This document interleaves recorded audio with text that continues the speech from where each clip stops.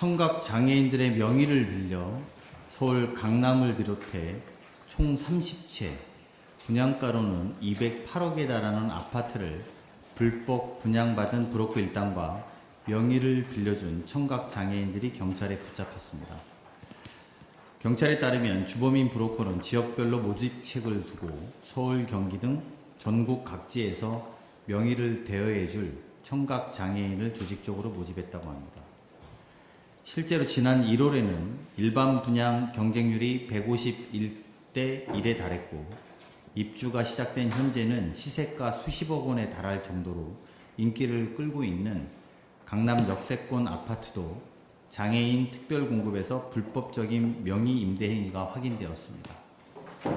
장애인의 주거 안정을 위해 도입된 장애인 특별공급 제도가 허술한 신분 확인 절차를 파고든 브로커들의 조직적인 범죄 행위로 인해 주택시장에 또 다른 불공정을 만들어낸 것입니다. 적발된 청각 장애인들 중 일부는 안타깝게도 범행 내용을 제대로 이해하지 못한 채 가담하게 되었다고 합니다. 또한 금년 5월부터 시작된 관계부처 합동 점검에서는 국가유공자 특별공급에서도 이와 유사한 수법으로 분양받은 사례가 적발된 것으로 확인되었습니다.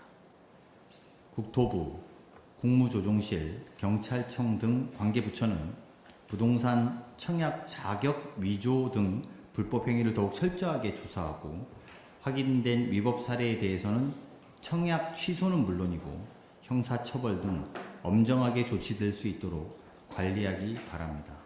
또한 장애인, 국가유공자 등 특별공급 대상자 전반에 대해 제도의 취지를 이해하기 쉽도록 충분하게 설명하는 한편, 명의를 대여하거나 브로커를 통한 대리 계약을 시도하는 그런 것들을 근본적으로 방지할 수 있는 제도 개선 방안을 마련해 보고해 주시기 바랍니다. 최근 언론에서는 청소년들이 무인 점포 등에서 위변조된 신분증을 이용해 전자담배를 쉽게 구매할 수 있다는 보도가 이어지고 있습니다. 이러한 문제는 7월 2일 서울시가 발표한 점검 결과에서도 확인되었습니다. 점검 대상인 전자담배 자동 판매기 415대 중 40.5%에 이르는 168대에서 위변조된 신분증만으로도 구매가 가능한 것으로 나타났습니다. 국민건강증진법은 담배 자동 판매기에 성인 인증장치 부착을 의무화하고 있고, 청소년보호법은 청소년에게 담배 등 유해 약물 판매를 금지시키는 한편, 판매 시에는 나이와 본인 여부를 확인하게 되어 있습니다. 문제는 성인 인증장치가 성인을 제대로 인증하지 못하고 있다는 겁니다. 이러한 상황이 계속된다면 청소년 보호를 위한 법령의 실효성이 저하되고 청소년들은 유해 환경에 무방비로 노출될 우려가 있습니다. 성평등가족부, 보건복지부 및 경찰청 등은 전자담배 등 청소년 유해 약물의 판매 실태를 신속히 점검하여 필요한 행정조치를 취해 주시기 바랍니다. 아울러 행정안전부 등 관계기관과 협의하여 성인 인증장치의 인증체계를 개선하는 등 청소년들이 전자담배 등 유해 약물을 구매할 수 없도록 실효성 있는 개선 방안을 마련해 주시기 바랍니다. 최근 이른 무더위로 하천과 계곡, 해수욕장, 테마파크 등 곳곳에서 안전사고가 잇따르고 있습니다. 정부는 본격적인 무더위가 시작되기도 전인 지난 6월 12일부터 성수기 특별대책기간에 준해 주말마다 안전요원을 배치해 왔습니다.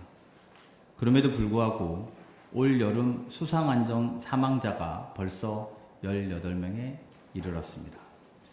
이는 지난해 같은 기간과 비슷한 수준으로 한 발 앞서 대응했으나 피해가 지난해 수준에서 줄어들지 않은 것입니다. 예년보다 빨라진 무더위가 위험까지 앞당겼다는 뜻이기도 합니다. 행안부, 해수부, 해경청, 문체부 등 관계부처는 부처의 칸막이 없이 물놀이 등 수상안전 사각지대를 빈틈없이 살피고 특별대책 기간 중 사망사고가 반복되는 위험지역을 별도로 선별해 안전요원 배치와 접근 통제를 강화하는 방안, 또 각 분야별 수상안전사고 감축에 대한 실적평가를 반영하는 방안 등 특단의 대책을 신속히 마련해 시행해 주시기 바랍니다. 여름철 국민의 생명을 지키는 것은 정부의 책무입니다. 단 한 명의 안타까운 죽음도 없어야 합니다. 그것이 대통령께서 말씀하신 목숨 살리는 정부, 국민 목숨 살리는 정부가 되는 것입니다. 이상입니다.